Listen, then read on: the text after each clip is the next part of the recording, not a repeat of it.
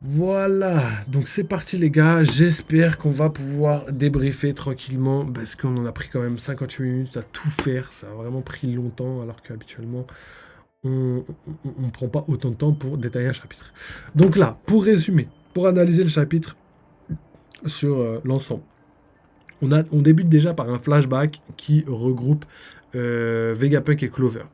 Et ce flashback parle d'Eiji, mais parle aussi de la voix de toute chose. En tout cas, sous-entend l'apparition de la voix de toute chose. Donc ça, c'est des informations, c'est les plus grosses informations pour moi, avec le fait que Clover est un G et que son frère a été tué, et que malheureusement, il n'a pas pu assumer, etc., etc. Vous avez très bien compris toute l'histoire de Clover. Donc on a Clover, on a Vegapunk, et ces deux personnages vont discuter d'une part d'Eiji, mais aussi de la voix de toute chose. Donc ça, c'est, je pense, une mise en avant un petit peu d'Oda pour montrer un petit peu la direction et aussi la nature des révélations qu'il va y avoir dans le message de Vegapunk. Donc ça, c'est des choses qu'on pourra avoir très prochainement, peut-être dans le prochain chapitre, ou c'est des choses qu'on pourra avoir potentiellement, je dirais, très plus tard, je veux dire, sur Elbaf, etc., comme je vous ai expliqué, avec le fait que librairie, enfin pas les librairies, mais plutôt la bibliothèque d'Ohara, etc., etc. Donc quand on prend ça en compte, il y a des chances que la fuite, en tout cas, soit terminée et que Egghead soit en partie terminé. Mais je sais pas si c'est vraiment la fin du tome, même si je le pense sincèrement. Je commence à croire sérieusement qu'il y aura un autre chapitre, où dans ce chapitre, on aura vraiment tout la fin de Egghead, c'est-à-dire la fin du message, la fin des révélations du monde, la fin de la fuite, par exemple, de Luffy hors de l'île, hein, en se débarrassant de Saturne, etc., etc. On aura vraiment les révélations finales par rapport à tout ça. Et une fois que ce sera fait, et ben là, ce sera vraiment le cut avec plusieurs jours, je pense, qui vont séparer Elbaf je dirais pas plusieurs jours, mais au moins 24 heures, au moins une nuit, le temps qu'il se repose, qu'il dorme et qu'il puisse atteindre Elbaf. Et je pense que c'est ça qui sépare Egghead d'Elbaf, tu vois. Et ce sera la transition finale pour moi dans le prochain chapitre où il y aura la fin d'Elba, la fin de Egghead et le début d'Elbaf. Pour moi, c'est quelque chose qu'on avait utilisé depuis très longtemps. On l'avait déjà dit. Hein, il y a 5 chapitres en arrière, je vous avais dit que la fin c'était sûrement au chapitre prochain. Donc maintenant, on a des révélations. On voit un petit peu que toute l'intrigue de l'île commence à arriver sur sa fin, à arriver même, je dirais, à son terme. Et je pense que le chapitre prochain clôturera définitivement le tome, mais aussi l'arc d'Egghead. Et on aura sûrement des révélations, mais aussi plein d'interrogations sur les événements à passer. Je pense pas qu'on aura tout en détail. Je pense même que par rapport aux révélations de Vegapunk, on aura peut-être des réactions de Luffy sans avoir les phrases de Vegapunk et qu'on les aura plus tard lors d'une discussion à Elbaf, etc. Ce qui pourrait être un beau cliffhanger de fin de tome, je pense. Donc ça, c'est pour le chapitre. Donc on a parlé du début où on a eu donc Clover et Vegapunk. Ensuite, on arrive à Egghead, mais avant d'arriver à Egghead, on a quelques réactions du monde hein, avec Tequila Wolf, pardon, mais aussi des révélations du Dimple Down, je crois, et il y a aussi le Baratie. Donc on a quand même pas mal d'images du reste d'Egghead, enfin de l'extérieur d'Egghead, pardon. Et du coup, ça veut dire tout simplement qu'on est toujours dans le même tome, dans la même construction de chapitre, où on a cette fois-ci le passé, le présent et la réaction du monde au global. Donc c'est comme ça que Oda a construit quasiment tous les chapitres précédents pour justement diffuser, pendant la diffusion de son message, faire passer un petit peu tous les événements de Egghead. Et je trouve que c'est une bonne narration, c'est un bon choix d'avoir fait comme ça, parce que voilà, moi je trouve ça quand même mieux. Donc maintenant que ça a été dit, on arrive à Egghead et là, tout commence à prendre forme. Donc on a vu dans le précédent chapitre que Atlas avait fui et avait décidé d'atteindre l'île supérieure, le Labo Phase, le Punk Records. Et du coup, on a vu aussi qu'elle avait mis très très peu de temps à atteindre, à faire la distance, alors que, je sais pas, tous les autres avaient mis énormément de temps à faire cette distance. Mais bon, c'est pas grave, on va pas lui en vouloir, on va pas en vouloir à Oda ni à personne d'autre. On va dire que c'est grâce à la maîtrise d'Atlas, à la maîtrise de ces dômes choses qui permet d'aller plus vite. Peut-être qu'elle a mis toute son énergie dedans, ce qui lui a permis d'aller beaucoup plus vite. Voilà, on peut trouver des excuses à ce truc, mais c'est le seul petit bémol que je mettrais par rapport à tout ça. Par exemple, quand on voit que Sanji et Luffy ont mis, je sais pas moi, 5-6 chapitres à traverser Egghead, et là qu'on voit Atlas, alors qu'ils avaient la même technologie, ils avaient tout pareil, tu vois. Luffy, c'est plus excusable parce qu'on pourrait dire qu'il a attendu les autres, ou potentiellement qu'il a entendu les géants, mais aussi peut-être qu'il a plus ses choses et qu'il les a jetés, ou je sais pas, en Gear 5, je sais pas ce qui s'est passé, mais peut-être qu'il les a plus. Et par contre, Sanji, il n'y a pas d'excuse, mais c'est pas grave. On va dire que c'est le fait de porter Vegapunk, ça lui a mis plus de temps, etc., etc. Alors que le fait de le propulser aurait fait gagner du temps, potentiellement le sauver, etc. Mais bon, on reviendra à ça bien plus tard. Peut-être que les organoïdes vont faire effet, on verra pour Vegapunk, hein, c'est encore quelque chose qui reste en suspens. Et peut-être qu'il est mort pour le message et qu'il va ressusciter, ce serait légendaire, j'adorerais. Donc on verra bien, mais ça va être une interrogation. Juste au niveau des personnages qui risquent leur vie, il reste encore Lilith, qui potentiellement peut être tuée par les Gorosei, mais ça m'étonnerait étant donné que le bateau est parti. Il reste le robot géant, qui a perdu un bras et qui va utiliser une technique, on ne sait pas d'où, qui pourrait mener à sa mort, même si j'ai un petit espoir que non. Et on a aussi donc Kuma et Bonnie qui sont très très proches de Saturne, et Saturne pourrait avoir envie de s'attaquer sérieusement à Kuma et Bonnie, ce qui pourrait faire en sorte que Kuma se sacrifie pour sauver Bonnie, mais bon, j'espère pas parce que ça ferait trop de sacrifices, et je me dirais que à quoi sert d'être un empereur, à quoi sert d'avoir le Gear 5 si c'est pour même pas sauver une personne. Je dirais, il y a 0 personne qui a été sauvée pour l'instant. Bon, à part les personnes des Mugiwara, mais bon, on sait tous qu'en termes scénaristiques, il n'y a aucun Mugiwara qui peut mourir avant la fin de One Piece. Donc, enfin en tout cas avant la fin de la réalisation de leurs rêves respectifs.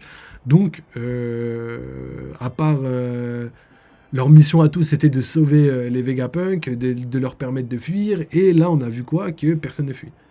Personne ne fuit pour l'instant. On a vu potentiellement Lilith, et on va essayer de voir si Kuma va pouvoir survivre, mais voilà, encore en suspens. Je vous avais dit les gars, de toute façon dans tous les cas, tant que Kuma n'a pas quitté, n'est pas au large de Deckhead, ça va être tendu pour lui. Même si pendant toute l'histoire, je vous ai dit que pour l'instant, sa mort, elle est pas sûre et certaine, et au contraire, moi je pensais qu'il allait pas mourir, et je pense toujours qu'il va pas mourir, j'ai juste peur de ce petit regard de Saturne sur Kuma. Donc voilà pour les personnages qui potentiellement vont mourir, pas mourir, etc. On va essayer de voir ensemble dans le prochain chapitre s'ils vont pouvoir s'enfuir ou pas, mais j'ai l'impression qu'ils vont pouvoir s'enfuir, donc vous inquiétez pas. Ensuite, on a donc un récap de tout ce qui se passe sur les... Enfin, c'est pas un recap, mais c'est vraiment la conjoncture, la conjonction de tout ce qui se passe sur Egghead qui se regroupe en un point. Donc le vaisseau de Venujuro qui rejoint... Enfin, le Sunny qui était sur le Punk Records qui rejoint la mer. On a donc Venujuro qui voulait attaquer le Sunny qui a été stoppé par Atlas. Donc voilà l'intrigue de Atlas, pourquoi elle est partie du bateau et tout, c'est bon, c'est réglé. On a aussi... le robot géant, le rôle qu'il avait, les suspicions, on a les réponses à tout est au même, tout le monde est au même endroit, et là va, je pense, se passer la dernière dinguerie dans le prochain chapitre, et c'est ce qui va permettre, je pense, à tout le monde de pouvoir s'enfuir. Donc ça va être soit l'intervention du robot, mais je pense que le robot va pas être le seul à intervenir, je pense que Luffy aussi va intervenir et tout avec Sanji pour dégager Saturne du bateau, hein, sinon ça va être dur de fuir. Je sais pas, hein, moi ça peut être une explosion électromagnétique, je sais pas, une paralysée, une grenade flash, j'en sais rien, mais j'espère que ça va être quelque chose. En tout cas, je pense que ce qui est obligé, c'est que tous les Gorosei vont être immobilisés, impossible de fuir, et de poursuivre plutôt les Mugiwara qui sont en train de fuir. Par contre, ce qui est possible, c'est qu'on a... ouais, la survie du robot, la fuite du robot, la perte peut-être de quelques membres. Ça, c'est quelque chose qui est très possible, ou même une attaque destructrice. Donc, à voir ce qui va se passer, mais encore une fois, c'est des choses qu'il faudra voir déjà à partir du chapitre demain, et potentiellement la semaine prochaine dans le prochain chapitre. Donc ça, c'est pour le côté Egghead. Je pense qu'on a fait le tour, on a vu ce qui s'est passé. Atlas, théorie validée sur le fait qu'elle est morte. Lilith, elle est quasiment morte. Donc après, à voir au niveau des traductions ce que veut dire le Gorosei par rapport au fait qu'il y a possiblement une partie des Mugiwara, non pas des Mugiwara, mais une partie des Gorosei qui auraient remarqué que Lilith était pas morte et qui potentiellement voudraient la tuer absolument, ou potentiellement en ont marre de York et de tout ce qu'elle dit, qu'elle commence à trop parler, etc., etc., et qui veulent absolument la tuer à son tour, parce que voilà, ils en peuvent plus, tu vois. Donc je sais pas comment ça va se passer. Bon, je pense pas qu'ils puissent la tuer, parce que voilà, ils ont trop besoin d'elle, mais on connaît pas encore les motivations des Gorosei. On a vu qu'ils étaient prêts à tuer tous les Vegapunk avant d'arriver sur l'île, hein.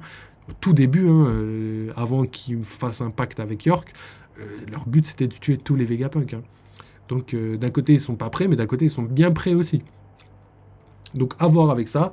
Et sinon, à part ça, on a donc le message de Vegapunk qui se termine avec des révélations par rapport au Ji et à Goldie Roger. On n'a pas d'autres informations par rapport à tout ça. Donc j'espère qu'il y a des petits détails qui n'ont pas été dits, ce qui pourrait être vraiment lourd. Parce que je pense que le chapitre est vraiment colossal, légendaire, et que on pourra peut-être avoir des révélations sur Lady, je pense, sur Lady et sur la voix de toute chose, hein.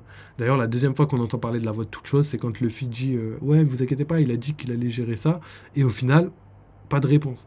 Donc ça ressemble étroitement à la mécanique mise en place par Oda au niveau des armes antiques. On avait vu Poséidon qui elle, est capable de parler au roi des mers via la transmission, vous avez capté. Ensuite, on a Momonosuke, capable de parler à Zuneisha via la voix de toute chose, qui ressemble étroitement à comme je vous l'ai dit, une arme antique, hein, Pluton. Et après, on a quoi? On a Emmet qui est capable de parler à Luffy via la voix de toute chose. Donc, est-ce que Luffy serait en fait la dernière arme antique depuis le début, et on s'en était pas douté, et qu'il fallait en fait lier Nika à l'arme antique, ce qui permettrait de justement faire en sorte que les prophéties s'exécutent. Bon, je pense quand même que ça va être assez difficile de montrer ça, même si en vrai Luffy n'a, je pense, pas besoin d'être une arme antique.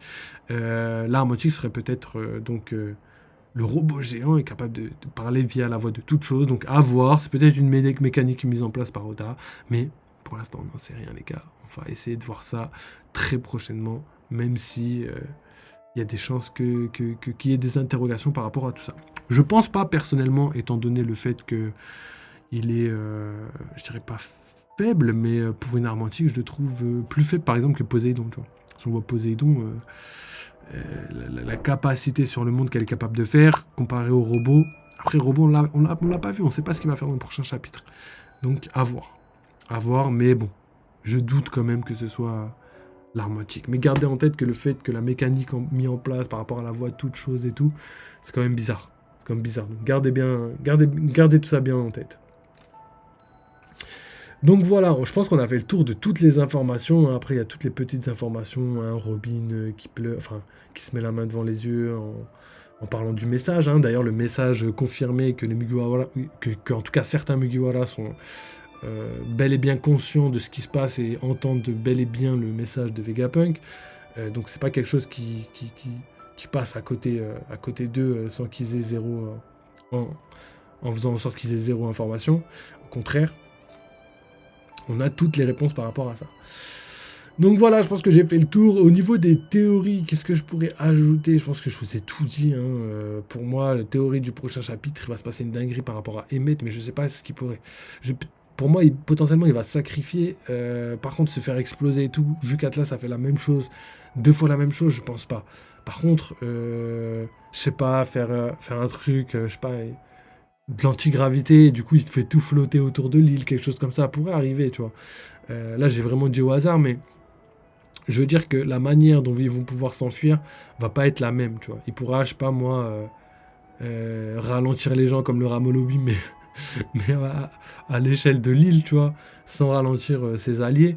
Donc à voir, ça va être quelque chose comme ça, je pense, mais ce sera pour moi pas une explosion, sinon ça ferait doublon trop rapidement, je doute.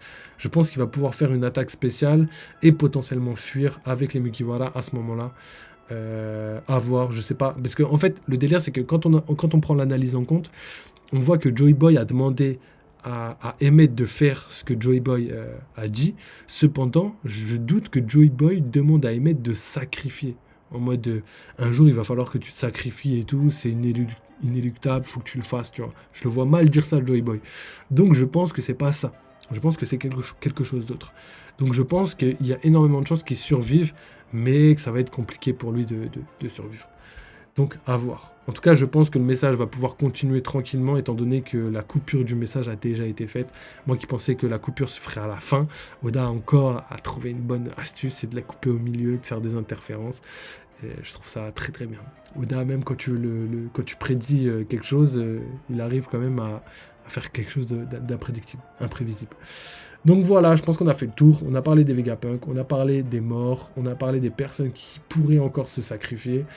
Et on a parlé d'Eiji et de la volonté, pas de la volonté d'Eiji, si la volonté d'Eiji, mais aussi de la voie de toute chose, pardon. Donc voilà, je pense que tout a été résumé et que pour moi, toutes les informations les plus grosses qui ont été données sont celles-ci. Donc toutes les théories, pour moi, devraient se baser sur ces informations-là. Donc après, à voir ce qu'on pourrait faire et ce qu'on pourrait dire par rapport à tout ça. Mais en tout cas, ce qui est sûr, c'est qu'on a des événements légendaires qui sont en train de se passer. N'oubliez pas que c'est le plus gros chapitre depuis quelques années. Je pense que ça va faire la diff. Donc voilà, j'espère que ça vous a plu. J'ai essayé d'être concis et d'être rapide pour une fois, étant donné toutes les informations qu'on a. Mais nous, on va s'arrêter sur ça. Et de toute façon, on se retrouvera très très vite. Donc n'hésitez pas à rejoindre le Discord. Comme vous avez pu le voir, il y a plein d'informations. D'ailleurs, j'ai rajouté des informations, comme par exemple la planète de One Piece, la manière dont les îles ont été designées. Je vous ai mis plein de nouvelles informations. Donc n'hésitez pas à aller voir. Je vous ai mis donc toute la map monde, même un lien qui vous redirige directement vers un globe en 3 dimensions avec toutes les îles, tout le chemin que Luffy a fait, etc. etc. Donc n'hésitez pas, il y a énormément d'infos. Et j'ai aussi mis l'équipage de Roger et les membres du Gorosei avec leur pouvoir expliquer machin chose et tout. Donc n'hésitez pas à aller checker, c'est quelque chose de pas mal. J'ai taffé, donc n'hésitez pas à aller checker. Et sinon, à part ça, il y a le petit Twitter où je mets quelques petites infos. Là, j'ai mis l'info de l'éditeur, hein, je vous l'ai dit hier dans le précédent live, mais je vais vous lire l'info, comme ça au moins vous l'aurez. Donc c'est dans une interview avec l'éditeur de One Piece. Donc il a confirmé 2 choses. La première, c'est que Oda était en bonne santé, donc ça c'est la première bonne nouvelle. Et la deuxième, il a aussi expliqué que l'arc d'Egghead suscitait beaucoup d'enthousiasme avec la diffusion du message de Vegapunk, mais qu'il y aura un événement plus important que ça, qui va clôturer l'arc. Donc, est-ce que ça va être dans le prochain chapitre? Je pense que ça va être dans le prochain chapitre ou dans le chapitre d'après ou dans les quelques chapitres qui suivent. Pourquoi? Parce que pour moi, c'est la fin de Egghead. Et si l'éditeur a dit cette information, c'est parce qu'il savait qu'il allait arriver très prochainement. C'est-à-dire que ça n'a pas réellement un spoil, c'est un petit cliffhanger histoire de nous tenir en haleine pour les prochains chapitres. Pour moi, il n'aurait jamais dit quelque chose qui se passera dans quelques mois. Sinon, on est déjà au courant, tu vois. Et du coup, ça gâche un petit peu le suspense par rapport au message de Vegapunk. Pour moi, c'est juste parce qu'il savait que le message de Vegapunk allait se terminer.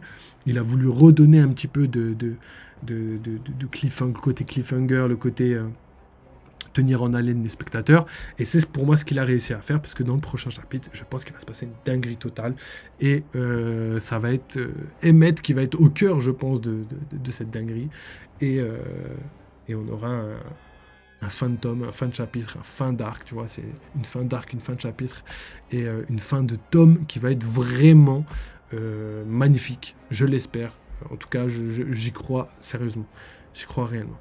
Donc voilà pour la vidéo d'aujourd'hui, les gars. Merci encore d'avoir suivi. Merci à tous ceux qui soutiennent, hein, que ce soit sur Twitter, sur Discord, sur même TikTok, même YouTube, les gars. Ça fait trop plaisir. La team YouTube, n'hésitez pas à bombarder les likes, à bombarder les commentaires si vous avez des questions et tout. N'hésitez pas à partager vos théories, parce que je réagis en ce moment aux théories que la commune me font. Donc n'hésitez pas. Et sinon, on a pas mal de choses qui arrivent comme d'habitude, hein. Je vous avais teasé le live Pimento et le live, la vidéo plutôt de Luffy dans l'espace, la théorie avec des images, petite musique, ambiance, etc., qui va donner un petit peu de peps aux vidéos théories. Et n'hésitez pas, parce que voilà, c'est la deuxième du nom, hein. Je vous en avais déjà fait une.